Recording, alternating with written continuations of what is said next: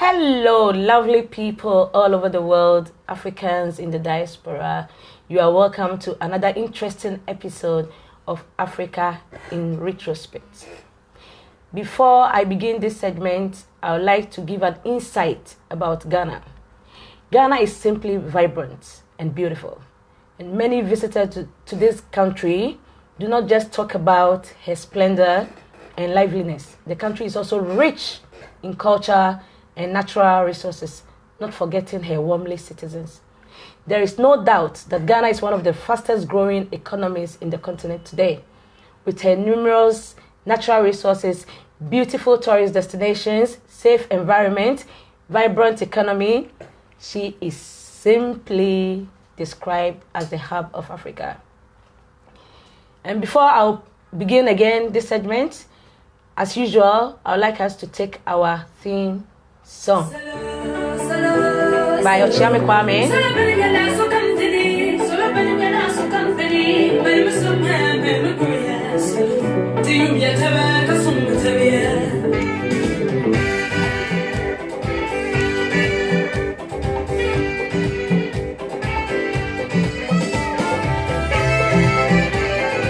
The song is about African unity.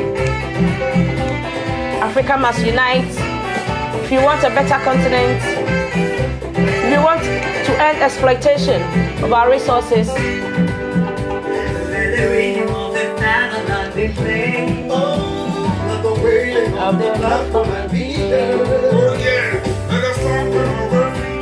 the energy over you, the knowledge of the truth set us free. This is for my Hausa people.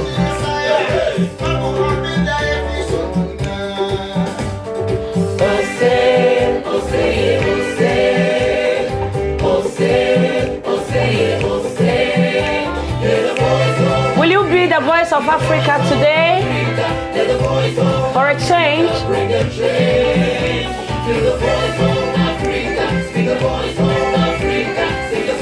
Together we can make it better.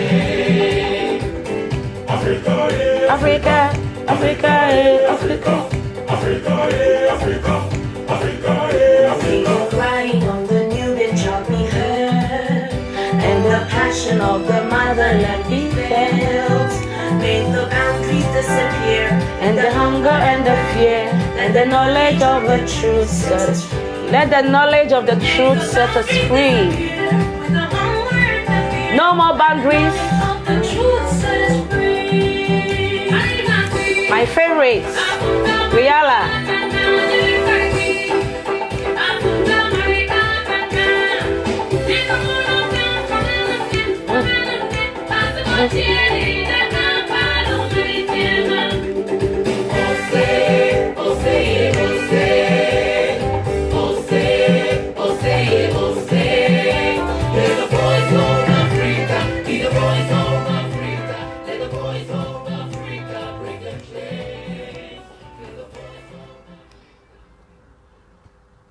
Welcome back to Africa in Retrospect.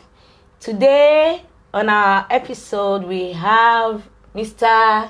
Yaqoub Zibrim, the senior news editor of the Arab Times newspaper in Kuwait. He's a father and my very special father here in Kuwait. So we are going to discuss about pre and post-independent Ghana. And I know that you have an interesting time with us. So don't go anywhere as I introduce Mr. Zibrim to you. Oh, Da, you're welcome. I call him Da. He's a daddy to me. Thank you. So thank you so much. Yeah, thank you, Dad, for honoring our invitation. I'm so grateful because I know you have such a busy schedule, and then making time out of your busy schedule to be here, it means a lot to me. Thank you so much. Thank you. I also thank you for having me on your program. Pleasure is all mine, Dad. Yeah. Thank you. So that before we start each segment, I'll just ask my guests to tell me about their country. So I'd like you to share something about your country, Ghana. Like tell us about the location of the country, the culture, and Okay. Everything they need to know about Ghana, the climate. As you already said in your introduction, Ghana is a country in West Africa. It is bordered on the north by Burkina Faso. By Burkina Faso, okay. Then in the west by La Côte d'Ivoire. Then in the east by Togo. Okay. Then in the south we have the mighty Gulf of Guinea. Okay, the mighty Gulf of Guinea. Yeah. And Ghana is a country with a population currently about 30 million. 30 million? Yeah. I thought 27 million. No, it's about, the most recent estimates put Ghana's population at 30 million. Wow. And this 30 million is made up of a variety of ethnic groups. Okay. In fact, we have over 100 ethnic groups. In small Ghana? In small Ghana. Wow. But the 100 can be consolidated into about 36 because some of them are related. Are related, okay. Like if you come to the north, we have Dagomba, we have Mampursi, and we have Nanumba. I mean, these three tribes, they are virtually the same because they understand each other's language. Okay. Then when you go to the south, you have the Akan group. Okay. We have the Achims, we have the Fanti, we have the Bnus, the Wases, the Aquapims. Okay, the Wases are also they are. Then to some extent, I think Nzimatu is part of the Akan group. That's Kwame Nkrumah's tribe. Kwame Nkrumah's tribe. Okay. So they also have their languages, I'll call it languages interlinked. They understand each other. So if you bring these small bits into bigger groups, then that gives Ghana's, ethnic groups, it will make you smaller instead of the 100 as a 100 plus. All right. Then Ghana too is a country with a lot of natural resources. Yeah. Both human and natural. Yeah. We have cocoa. We have a lot of maize. We have minerals like gold, diamond, bauxite. Then recently we have gold. I'm sorry, gold. The black gold. The black gold. Okay, that's what I put it there. So Ghana is a country endowed with a lot of natural. And I think we are even the second largest producer of cocoa. Of cocoa, yes.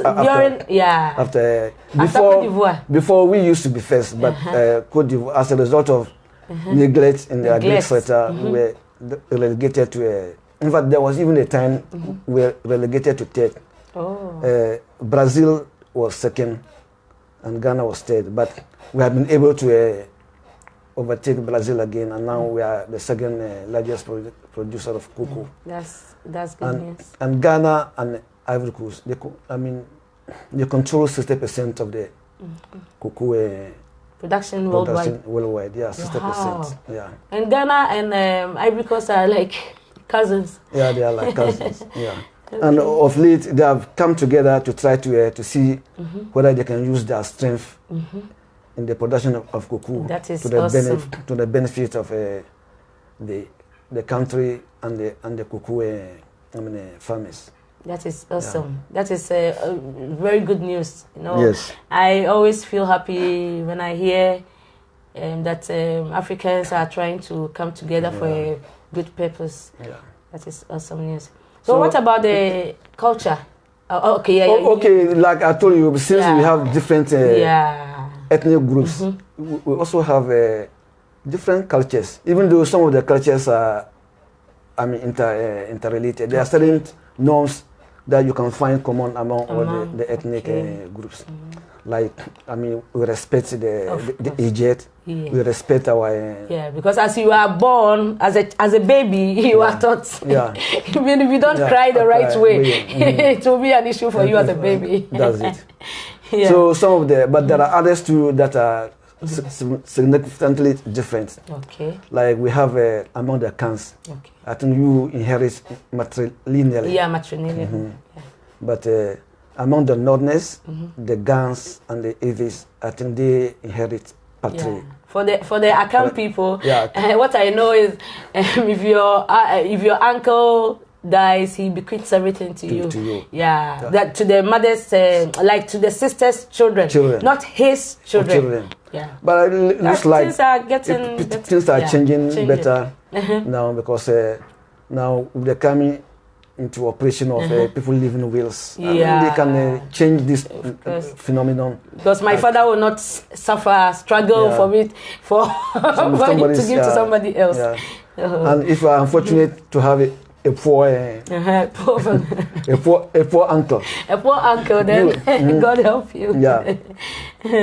That is so. That is, you will not get from your father, and you will not get from your uncle, your uncle too. Okay. So, in a nutshell, this is all that I can say about Ghana. Unless you have something. No, it's okay. That you said a lot, and I believe that our viewers have learned a lot. Yeah. All they need to know about Ghana, I think they've got it.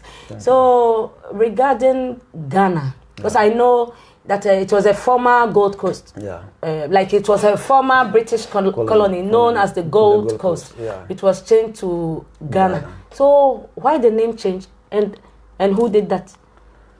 Okay. Because Gold Coast, everybody would love to be associated with gold. Yeah. But the change had to happen because we wanted to try as much as we can to let the world know that we are now an independent country. And that Gold Coast was not christened by us. It was imposed on us by the British. By the colonials. As they came and they discovered the gold in our land, they decided to name the place Gold Coast. Okay. Just like how they named Ivory Coast. Because when they came, they saw their chiefs with this elephant tax as part of their regalia, and there were a lot of elephants in that area. Wow. So they also decided to name it Côte d'Ivoire. So when we attained independence, there was a need for us to have a clean break with colonialism, and one of the ways of doing that was to rename the country from Gold Coast to Ghana. Okay. And in fact, yes, it was Nkrumah who officially named it Ghana. But, a big but, the idea of Ghana was first proposed by J.B. Dankwa. Okay. In fact, it was one of his, his thesis that he presented for his PhD. Okay. He read and he looked at the Ghana's, the accounts in particular. Okay. He saw a lot of similarities between them. I forgot to tell you that name Ghana was actually not something new. There used to be a kingdom known as the Empire of Ghana. Okay. Where? Around Senegal, Gambia, around that area. Okay. And in fact, it was a very big empire. Was it during the Songhai? In fact, after the Ghana Empire, it was overthrown by the Mali Empire. And the Mali Empire too was overthrown by the Songhai Empire. Okay. So Ghana existed before the Mali Empire? Yes, Ghana was the first among all the empires in West Africa. In West Africa. So when J.B. Dankwa did his thesis, he realized that there were certain characteristics among the Akans, and the same characteristics could be found in the old Ghana Empire. Okay. For example, their time too, they were matrilineal. They were also inheriting. They were inheriting from their mother's line. Their mother's side. Okay. And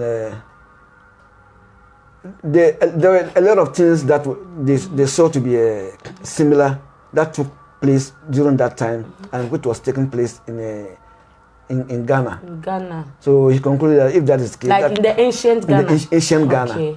So he concluded that going by that logic, then we would have come from that part of In fact, they also had this system of burying their kings with gold, not with gold and and humans and human beings, which I mean. You the cancer. I mean, you did practice until the coming. The coming of. They will send people, servants, to go and serve the king in the afterlife. In the afterlife. Then that old Ghana too was also very rich in gold. In gold, okay. Yes. And there is this story of Mansa Musa, who was... Yeah, Mansa Musa. Yeah. You see that there are people also named Mansa. So these are some... In fact, so there are some names that are used there. And Jata. And the Marie Jata. Jata means the lion prince, right? Yes. And Jata in Akan language means lion. Okay.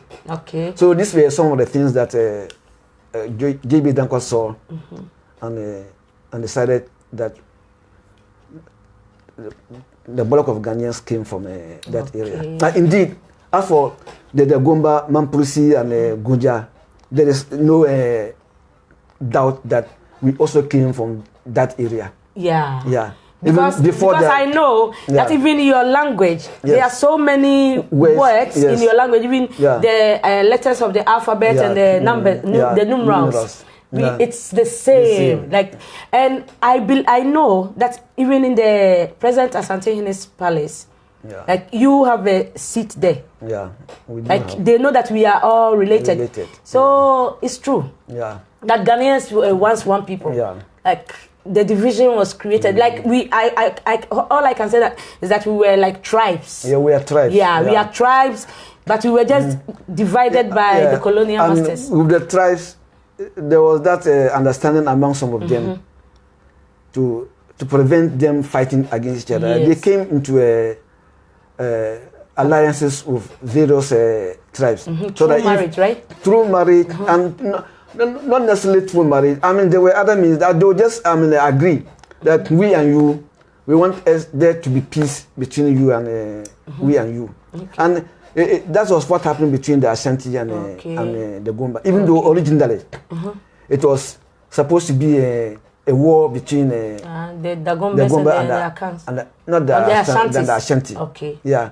But you see, that war was initiated by the Gomba chief of Savlugu. Okay. He went to the Ashanti Hini and complained that he was supposed to be a chief of Yendi, and one of his nephews have usurped the skin. No, we use skin. We don't use we use skin.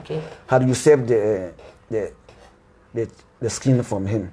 So he wanted the Asante Hini to help him to regain the... like in other words, you should just go into a battle with him to help him. To help him So the Asante Hini listened to him, sent a contingent of soldiers to come and to fight and restore that guy into his skin. But when they came to Yendi, the Yana said, no, I mean, what was the need of fighting against his own people? Yeah. So he didn't put up any fight. Okay. So they decided in that case that they will carry him to Kumasi. Yeah. But according to legend, that one is not something that. But according to legend, anytime they carried him and they were tied and they stopped, those who carried him would all die. Carry him from the north to the south. And then people carry him will die whenever they became tired or put him down. Okay. But as I said, I mean, these are legends. And it could be true or it could not be. I'm not vouching about it. But after some time, they realized that, no, the way things were moving, if we are going to be dying like this, before we reach Kumasi, all of us would die. So they decided that they would let him go.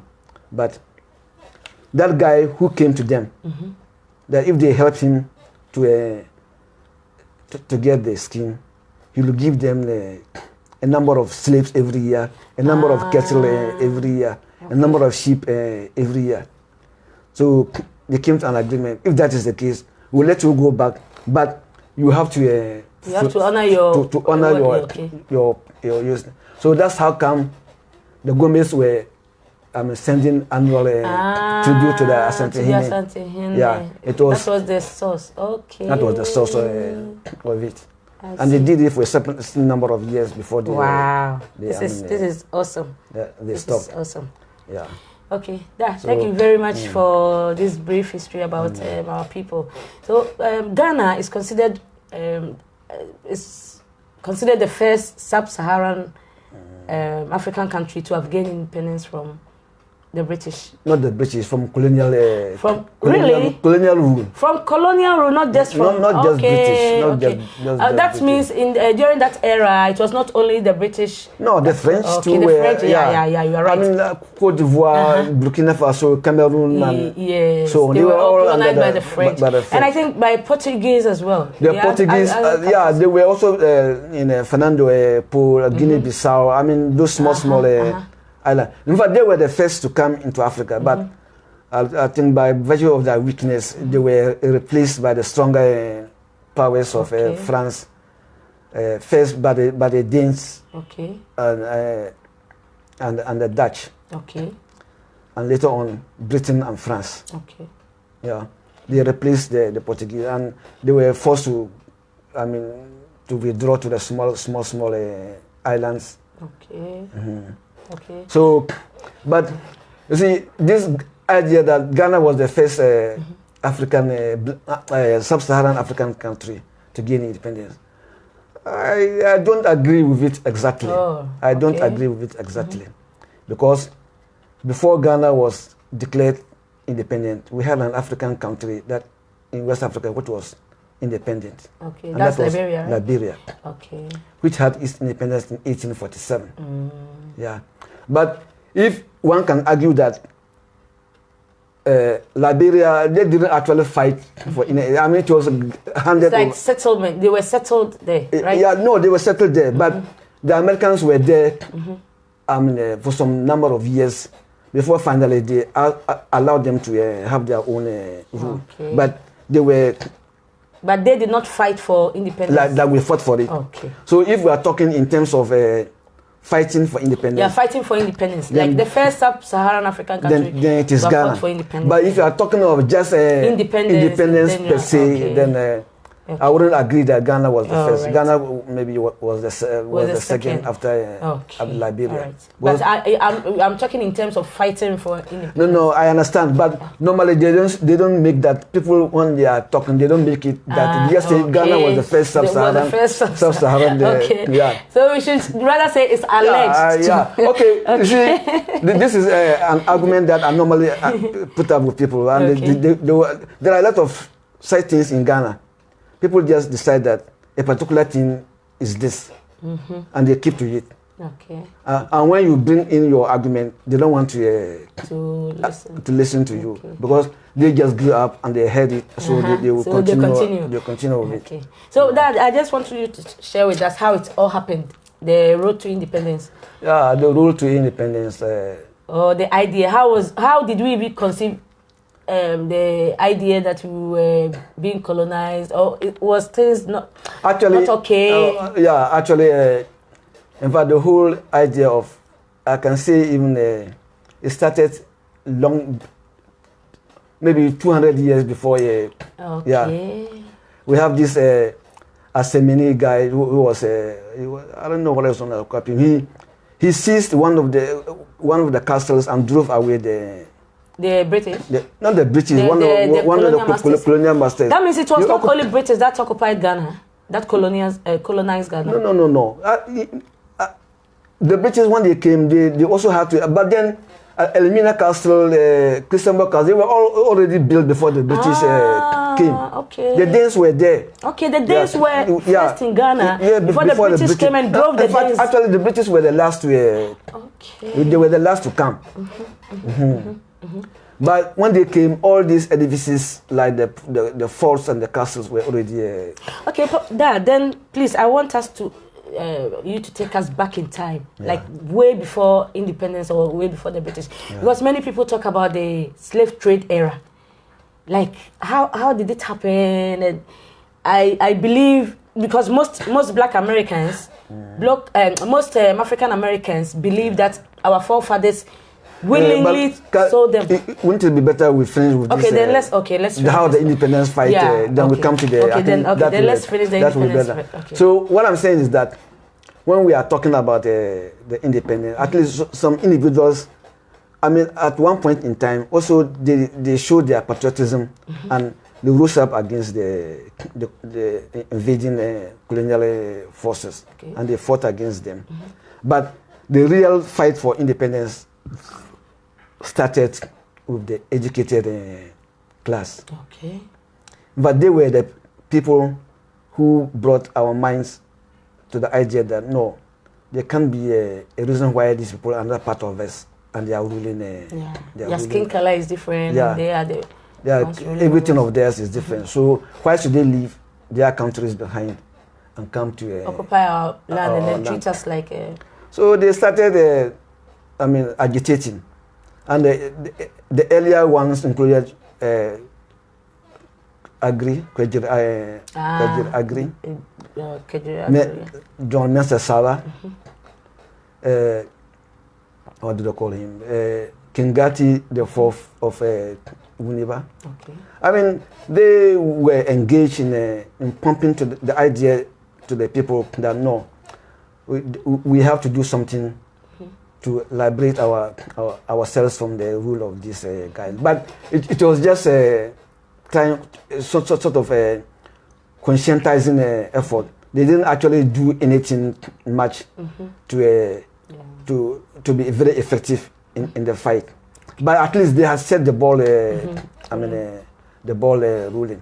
So whilst it was happening, then the Second World War came in. Okay. And when the Second World War came in, a lot of our troops were sent to fight against Hitler and his army. Okay. So, and they were made to understand that they were going to fight Hitler to do what? To restore Europe back to its to its place. Okay. That is to drive away Hitler from trying to occupy Europe. Okay. So that was the first implant. So if it is bad for Hitler to want to impose himself on his own people, who have the same color, skin color and everything. Yeah. So what is good for the goose is good for the gander. It's good for the gander. So after the war, when they came back, say, okay, now that we have helped you to liberate yourself, now we will also liberate ourselves from your rule. Your rule. That's how it happened. Okay. And there were other Black Africans outside the coast of Ghana, who were also writing a lot of theses, and they were having meetings like Marcus Garvey, W.L. Dubois.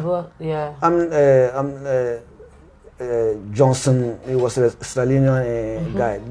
They were holding meetings, and this culminated in 1945. Okay. There was something known as Pan-African Congress that was held in London, and it included a lot of Africans who were studying in London. Kwame Nkrumah, Nnamdi Azikiwe, and others. They were studying in London. Okay. So they came together with all the other West African groups. Okay. And they formed an organization called Pan-African.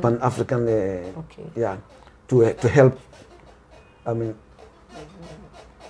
Sort of whip up the enthusiasm for their people to fight to liberate themselves from colonial rule. Okay. So in the midst of these early agitations after the Second World War, there was the British government decided that they will form a committee, and that came into being. The committee came to being, and it was known as the Alan Benz Committee. And they came out with something like a constitution for around 1945 or so. But the constitution, when it came out, they realized that it didn't have much for the benefit of the people. Okay. Most of the power was still concentrated in the hands of the British. Okay. So a new crop of leaders came up, and this new crop of leaders decided that no, it was a time we came together and formed a political party to fight our rights. Okay. So they started with the formation of the United Gold Coast Convention. United Gold Coast Convention. That is UGCC. Okay, I learned in school. Okay. UGCC. So, and the main people behind the UGCC were J.B. Dankwa, Padmore. This J.B. Dankwa, is it Nana Akufo-Addo, the president? President's uncle. Uncle, okay. His uncle, his maternal uncle. Either his uncle or his grandfather, I'm not very sure, but it looks like his uncle. Yeah, okay. his uncle.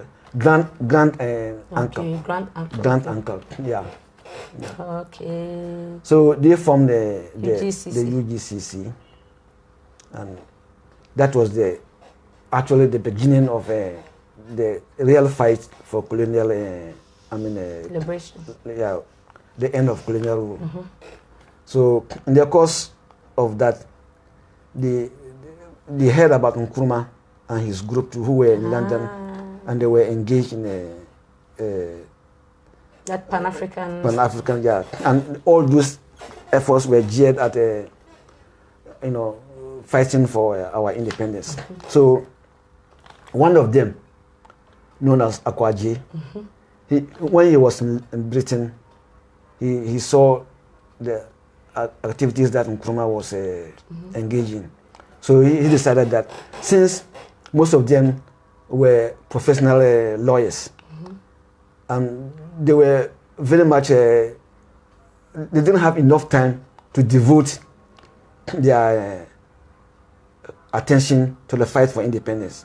So that he decided that they should invite that guy to come back, so that they will appoint him as their general secretary. Okay. And he will have all the time to, So at that time, Nkrumah was a student when he was invited? Yes, he was. I think he had started his PhD degree, but he didn't finish. He didn't finish it when he came back to Ghana to be the Secretary General of the UGCC. UGCC. So the UGCC was formed even before Nkrumah was invited to be the. In fact, even according to sources, it was they who paid for. They paid for his transit from London to Ghana. To the Gold Coast at that time. Okay, to the Gold Coast at that time.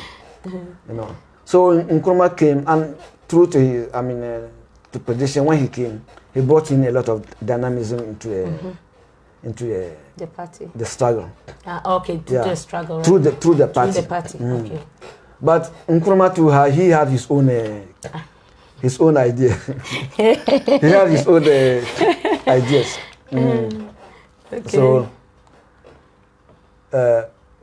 he and his group realized that no, if you want to depend on this, they saw the early group like J.B. Dankwa and others as old men. Okay. They were not dynamic enough to be able to lead the fight. Okay. So in a subtle way, they succeeded in breaking away from UGCC. So there was a breakout. Away. Okay. That is 12 June 1949. And they formed the CPP. Okay. The CPP, that's a Convention People's Party. Okay. It was formed on 12 June 1949. And so that began the split between Nkrumah's group and J.B. Dankwa's group, of which I'm an ardent I know you are no fan of Dr. Kwame Nkrumah. Ardent supporter, you know. Okay. So that's how it came, and in fact, the two things that separated the two groups was that whilst Nkrumah says independence now, the other group said independence in the shortest possible time. So we want independence, but let's do it.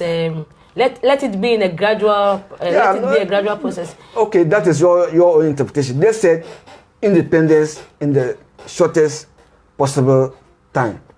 Nkrumah and his group said independence now. So let's see, then who won the fight? Independence now. How can you be independent? That was 1949, they formed their party. Okay, when they formed the party, they said independence now. Now. But the party was formed in 1949. Okay. But we had independence in 1957. Okay, that means the shortest possible time won. They won. Okay. You understand what I mean? So if they said independence now, at least we expected that 1949, 1950, by 1951 we should be we should have been. So still after Nkrumah broke away from the UGCC to form his own party, the CPP. Did he still garner support from the UGCC in the fight against independence? No, they were all in their own. Okay, so each group was fighting. They were still fighting. Okay. Each was fighting its own fight. Okay. And here again, you see, there's a lot of misinformation that has been made to sound as if it is true. Like you hear a lot of Nkrumahs saying that when Ghana was fighting for independence, the Dankwa Buzia group, they were in London trying to fight against Nkrumah, and that they were against independence, which is a blatant untruth. It's not true. Yes, they did go to London, but when they went to London, they were going to canvass for Ghana to be a federal state. First, Nkrumah people wanted a unitary state. Okay. So they went to London not to say that we didn't want independence, but to fight that before independence was granted, it should be in the form of a federal state, with each region having its authority, like we have in Nigeria. Okay. Each region having its own government. Yeah. But Nkrumah's people said no, we wanted a unitary. But historically, I can say our belief has been proved right. Because now, what do we have now? We have the district assemblies. Yeah. The district assemblies. It's just something like now people, the various districts are supposed to be ruling themselves. It can be likened to the federal system that we are divided. Yeah, I want to ask you, I've been thinking about this. Nkrumah was after independence, and when Nkrumah became the first prime minister of Ghana, he was always. But before then, actually Nkrumah became something known as leader of government business in 1951. A leader of government business in 1951. Okay. Before in fact, they had a control of all ministries except foreign, defense, and interior. Okay. But all other ministries, he had to choose people to do that. Right. Yeah. So in reality, you can say that Nkrumah rules for 15 years and not 9 years as others want to. So his idea of uniting Africa, his idea of that United States of Africa, Nkrumah's idea. Do you think it would have taken Africa out of its present state, like of these wars and poverty and lack? He wanted to unite Africa, like the United States of Africa. Yes. You see, this is another fallacy that people have.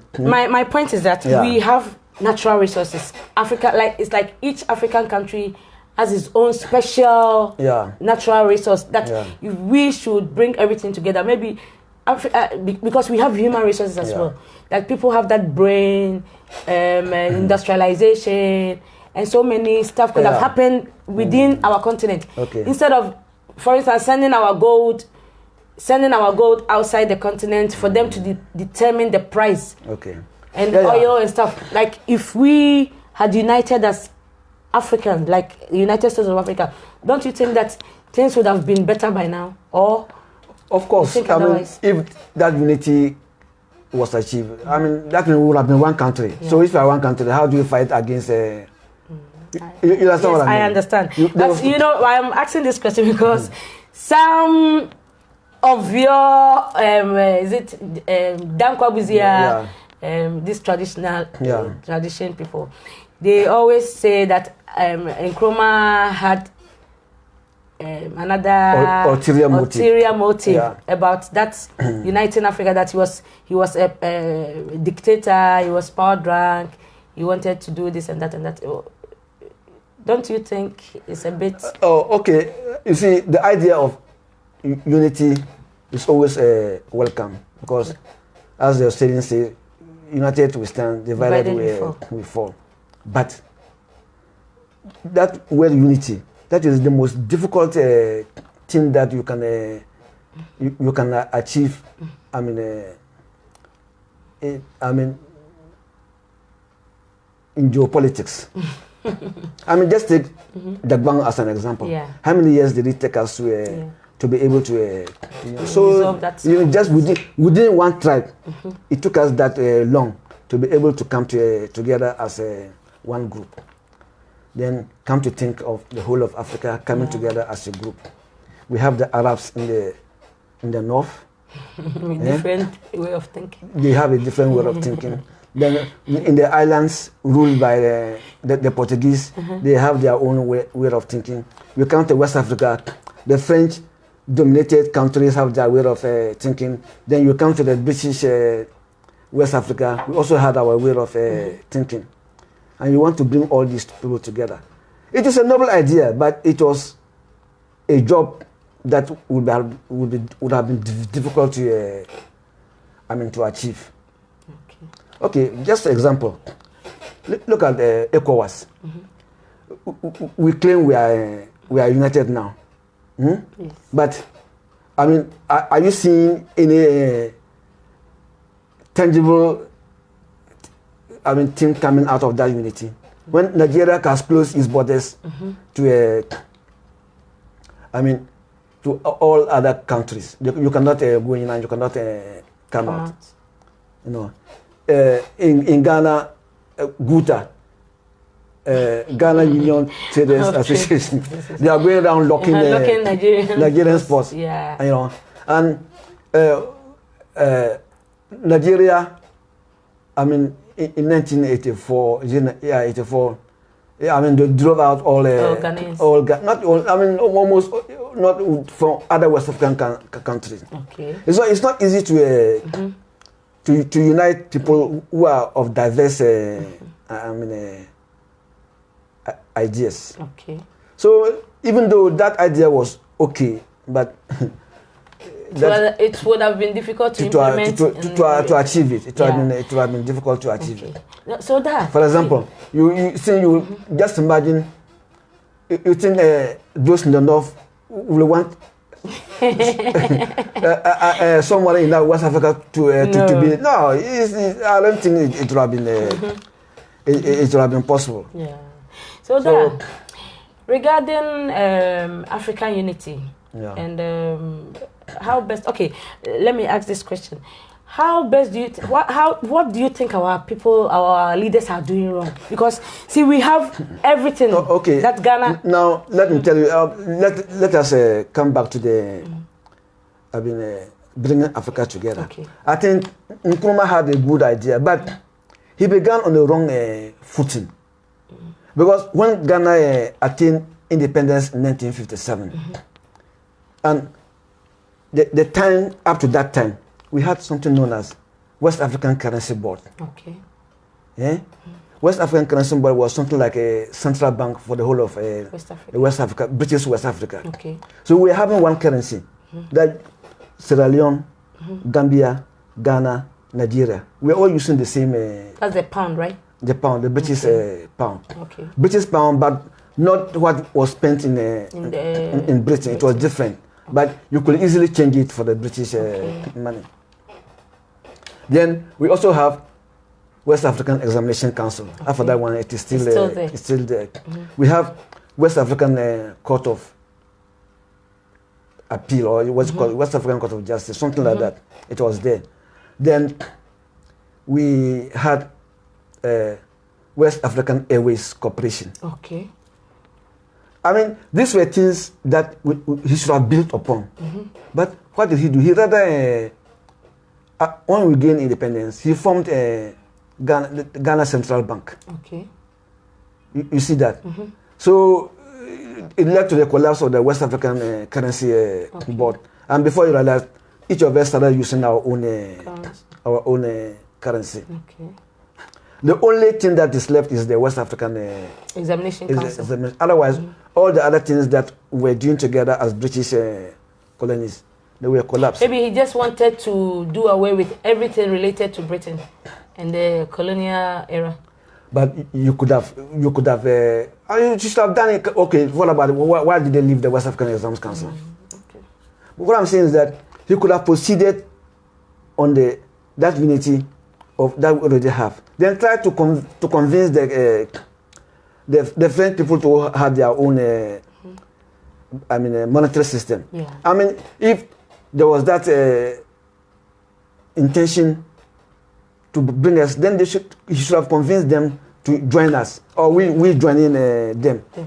Then in West Africa, we are united, a common currency. Okay. Then we can then tackle those in East Africa, tackle those in North Africa, and that kind of thing. But in a similar way, just talking about how difficult it is to unite. We also have the East African community, bringing up Kenya, Tanzania, and Uganda. I mean, as the time went on, they also collapsed. So, in fact, I can say we were more united during the colonial era than we became at independence. Yes. And all this was because of, the actions that we took in Ghana to cut loose our ties with the other West African countries. That it affected other countries. Yeah. Okay. So there, we know that Africans travel outside, not only Ghanaians. Like, we just want to go outside to see greener pastures due to our economic situation back home, because there are many graduates that are not even finding jobs, and the youth, they are suffering a lot. You know, like people will spend money to go to school, like to attain their first, second, or even third degrees, and in the end they cannot even find jobs. And out of desperation, some of them travel the deserts of Libya. Some of them brace the seas, in the quest to find greener pastures outside. What do you think our leaders are doing? Because I believe, as a people, if the youth, or as a country, if the youth is leaving the country, it's not good. Because how can we develop our country when the energy, will I say the energy of the economy is leaving? It's leaving. Yeah. So what do you think the government should do? Because see, that we have natural, so they are trying to tell us that our gold, cocoa, timber, bauxite, diamonds, oil, and everything is still not enough. They are borrowing, and they cannot even create enough jobs for the youth to stay. Yeah. You know, sometimes what do we lack? Is it lack of planning, or mismanagement, or what is causing that? Because we need to find a solution so that at least our people can stay. Yeah. We can stay back home and then help develop our country, so that at least we can create, we can have industries, refineries, where we can do everything in our country. Yeah. Because I know there are places in Ghana where they've not even tasted chocolate before. Yeah. But see, Ghana is the second largest producer of cocoa, and chocolate is out of cocoa. So, okay, that question is a very important question, but I want to differ a little with you. Okay. As for going for greener pastures, people went for greener pastures yesterday. They will go today, and they will go to tomorrow. So far as greener pastures exist. Okay. And the idea of, according to JB Dankwa, you move from the Mali to present-day Ghana. Okay. What did you do for that? You were looking for greener pastures. The Gomez moved from the Mali area to present-day Ghana. What were they doing? They were but they were not desperate, leaving their families behind. This one, they know they have a country. Okay, I understand. What I'm trying to say is that after greener pastures, you cannot do away with it. People will always move. And I'm telling you, in the 50s and 60s, where things were not bad, there were people who were leaving Ghana. After that one, always happen. And even in Kuwait, don't you have Americans? Yeah, we have Americans, we have British, we have so many. They're also seeking greener pastures. So that's what I'm saying. That for greener pastures, they will always But coming back to what you said, yes, the idea of people just living for greener pastures without actually knowing where they are going, without having, like, they just want to live. They don't have even any particular skills that they can sell. That is what must be addressed. Must be addressed, but not the idea of counseling people. Daddy, how do the government? How can the government encourage the youth to be in the country? Look, the surest way is, you see, you mentioned we have this, we have that, we have that, we have this, we have that. How many of those things that do we use? Do we eat? Do you have any use for cocoa in Ghana? We will have use because people. No. I'm just telling you. What I'm saying is that we don't have most of the things that we produce. We don't actually have very good use for them. Okay. Those who have very good use of them, we always want them, and because they know that if they don't buy, you cannot use them. They determine the price. The price for us. So how can we make change things? So that is why we must change from what has been described by many people, especially in my party, as moving from the Gadisbian economy to an economy ruled by value addition. So instead of exporting our raw cocoa, why not process them into beans? Into refined beans. Then from the beans, you can make cocoa butter. Then from the cocoa butter, you can still go ahead and make chocolates before exporting them. Because when you start doing that, you are creating employment for the people, playing employment. Giving the farmer that encouragement to expand his. And when he expands, he's going to employ more laborers. But if it is just a matter of going to take the cocoa and ship it outside, then you will only be earning a very paltry amount of money out of the value chain. While those who do not, they don't even, maybe they have not even seen a cocoa farm, but they are taking the chunk of less than 5% of the value chain that is involved in cocoa goes to Ghana and Nigeria. The 95% is going to the cocoa, those who add value to it outside. So one of the things that we can do is to try to make sure that we try as much as possible to cut down extensively the amount of raw things that we export. We have been Ghana should have been like a Dubai. Yeah. Where if you want the best gold products, you come there to buy. We have gold. The land is gold. Yeah, but the land is gold. But we don't. People go to Dubai to buy gold to come and sell. It doesn't make any sense. Doesn't make sense. So the government should do something about it. Yeah. So we must have a gold refinery in Ghana. Because I know they have artisans, they are good blacksmiths that can design. Because in the olden days, they were the ones designing all the jewelries of the king. Even if they decide that what they were designing is no longer,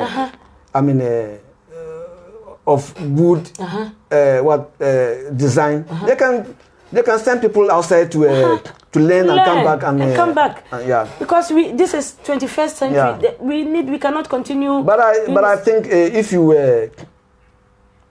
not to say that I'm trying to promote my party, that's the NPP. But I think they have started towards doing such a thing. Okay, and that is a good step. Now we have we want to mine our bauxite deposit. Process them in Ghana into alumina. Then from alumina, we'll go forward and process it into aluminium. Okay. And you do that, you export, you get a lot of money. Because we have God has blessed us. Out of it.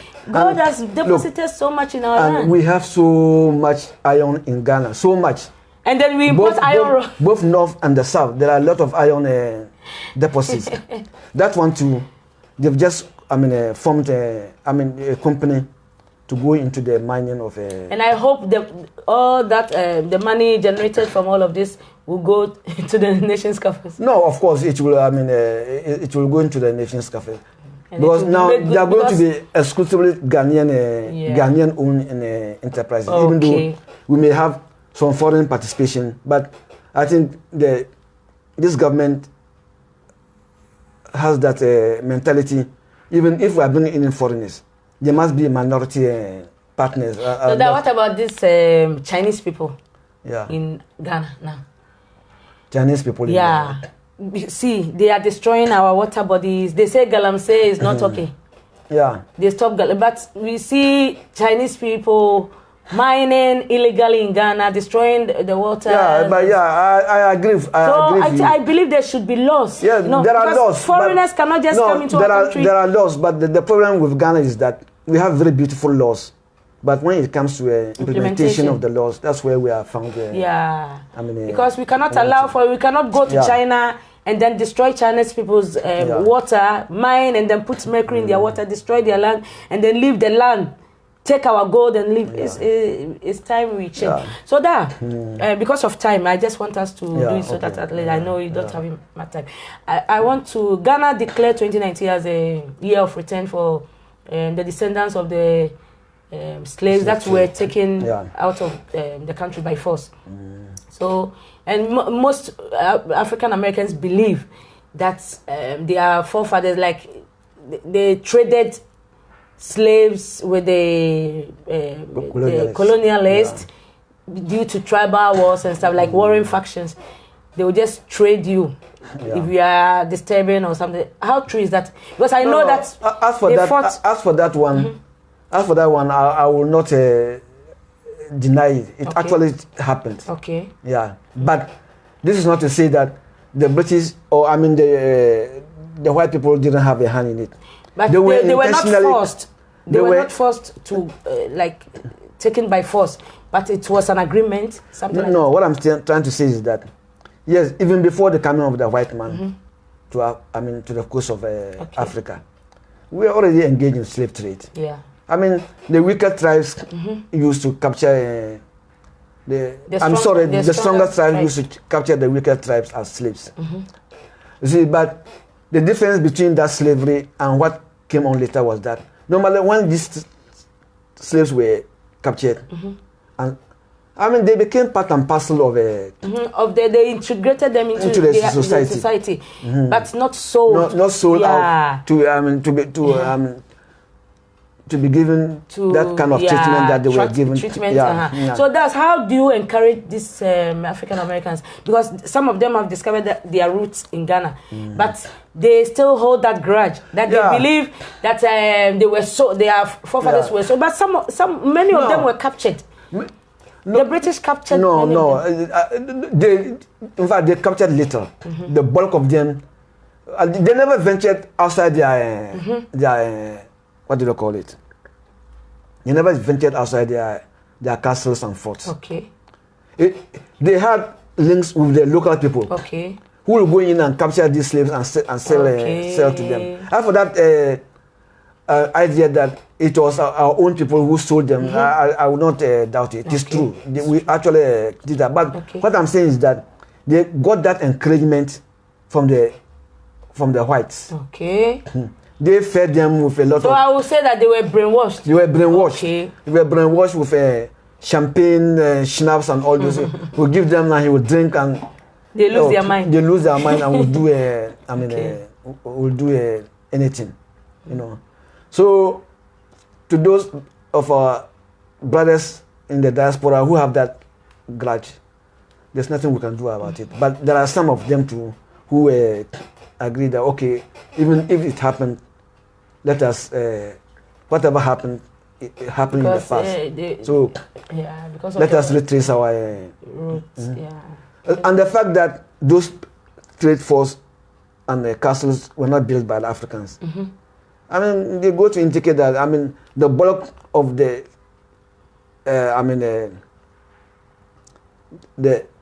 blame must go to those who built those castles. Because I believe that they were not only, the slave trade did not only happen in Ghana.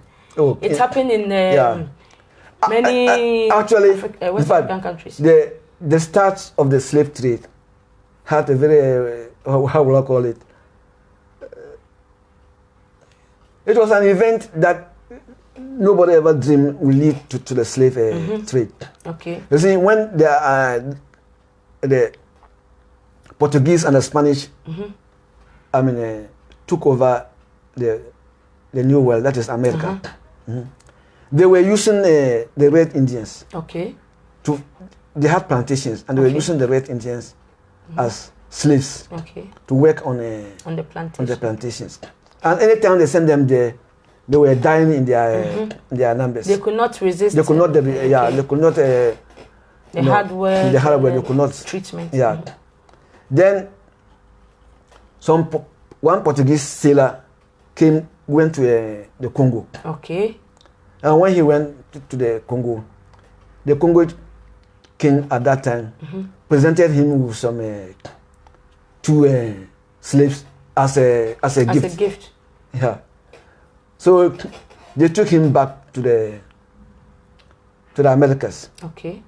And let's say, if we are let us try these people too and see how they will fare on the plantations. Okay.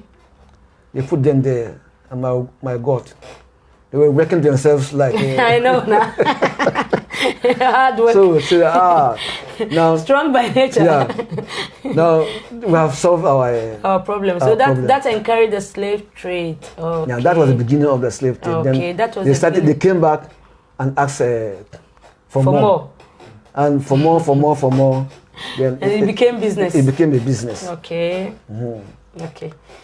We've learned a lot today. Thank you so much. So that your last advice, I just want you to say something to our Black Americans or these African Americans who were mistreated, at least their descendants, to encourage them to at least you can tell them something as they are watching. Yeah. Because many of them are watching. Yeah. We are not running away from the fact that we didn't contribute to their misfortune. But as it is always, I mean, when wronging somebody is part of human life. But if you wrong the person and you come to realize that you wrong the person and you ask for forgiveness, it is the duty of the one wronged to also forgive. Especially if a brother wrongs a brother, I mean, ask for forgiveness. they must have that big heart to forgive us and try to trace their roots. Yeah, try to trace their because roots. there's no place like home. There's no place like home. Where and like the what do you call? What is that program? Return. The year of return. Because Akufo-Addo declared 2019 the year of return. So that a lot of diasporans, I mean Africans have come back. They've come. Those who trace their roots and discover their Ghanaian. Somebody like Steve Harvey and his wife. So on. No, a lot of them have come. Yeah. So and in fact, some who were even having those harboring those feelings when they came and saw the castles and those things. I mean, I think they were quick not to, blame us so much for their misfortune. Because those forts were not built by us. They were built by us. Yeah, it was built by those people. So they should come. They should come back. Yeah, not only to Ghana, but to other only Ghana. They can. No, it's Ghana that has extended invitation to them for now. Yeah. But many of them have also visited places like Nigeria, Cameroon, Guinea, and the Eastern African countries as well. So one other appeal I will make to our brothers, especially those in the Americas, they should see themselves like the Israeli diaspora people see Israel. Yes. Yeah. Israel is what it is today because of the contributions made by the Jews outside that found themselves outside. Yeah. And I believe if our brothers, who can trace their roots back to Africa, can also emulate bring knowledge and emulate everything. The Jews. I think it will go a long way to help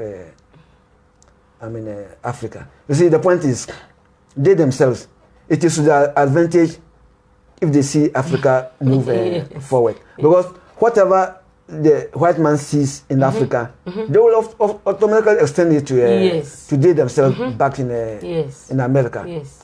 If they see Africans in a very respectable situation, I mean, they will give them. See how they are treated. They are treated like nothing. Yeah. But many of them that came back to Ghana, at least I'm talking about Ghana because I know about what is happening in Ghana. Many of them that came back to Ghana said that if you spend 6 hours in Ghana, you will not wish to go back. Because there you see your brother. Your brother. Like the person looks like you. They welcome you. You are welcome. The way they will treat you, you feel at home.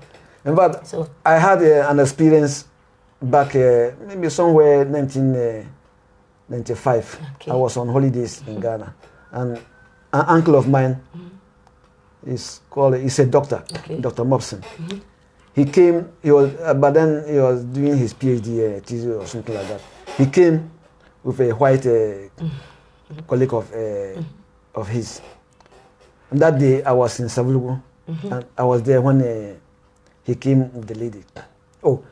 5 minutes after his arrival, from all corners of the everybody people they were coming out and greeting him. And this white lady said that since he was born, he had never seen such something of that nature. Yeah, because that you could see in their faces that they were very happy because that is what we believe in. In Africa, we love people. We don't discard our grandfathers, grandmothers. The extended family system is still there. And I don't know whether you people have word for cousin.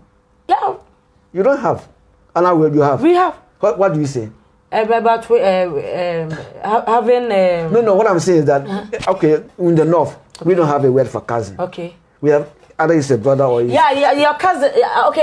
We don't have a word for cousin. That's what. Okay. That's what your mother's sister's son. No, we are all brothers and sisters. Yeah, that's what I know. Yeah.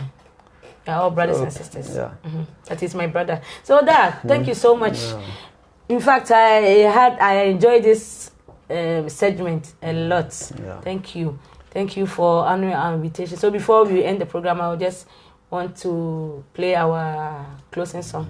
So thank you, viewers, for staying with us. I believe that you've had fun, you've learned a lot, as I've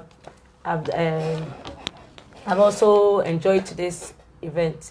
So thank you so much for joining us, and we know that you join us again next week for another interesting episode. And please don't forget to like and share our page. It is Full-Time Buzz Gracely Production. Thank you again for being with us. Have a blessed day.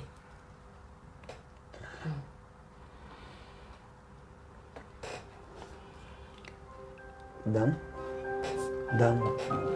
You just play the okay. So as the program has started already. Time is fast spent. Time is fast spent. Okay, let me bring you the headphones so that you can. It's okay. What we have, that must be mine. Yet we fight, we covered it all in blood. Tell me why. I even forgot to address the issue of war in Africa, fighting about. Anyway, it's okay because time. Africa, yes. Mama Africa, We cry for peace, Africa.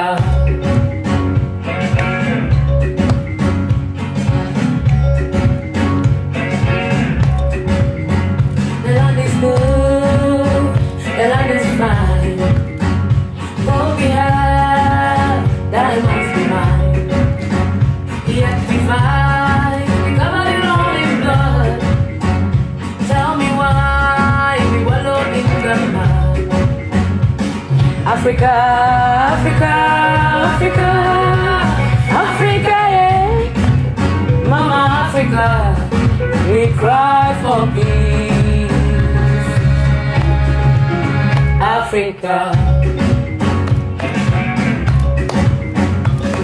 Africa, Africa, Africa, Africa, yeah. Mama Africa, we cry for peace, Africa.